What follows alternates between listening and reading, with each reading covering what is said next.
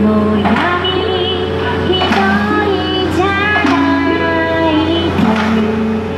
安心できて好きだけどもし寝言で他の子の名を呼ばぬように気に入った女の子は私と同じ名前で呼ん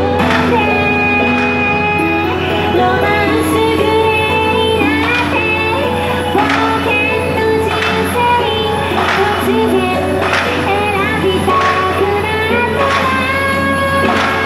最初に相談してね私はあなたとならどこでも大丈夫もし私が先立てば俺も死ぬと言ってね私はその言葉を胸に天国へと飛び立つわあなたの右の眉に届けた後で部屋と挨拶と私愛するあなたのため毎日磨いていたいから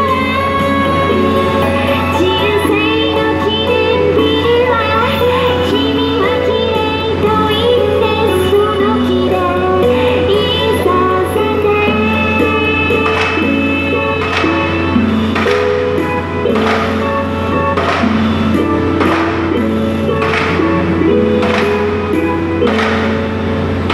ありがとうございます。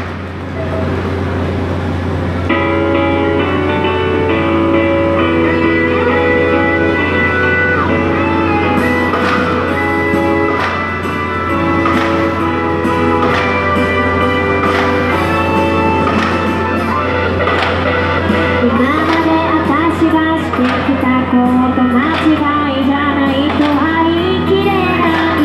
けどあなたと会えたことですでに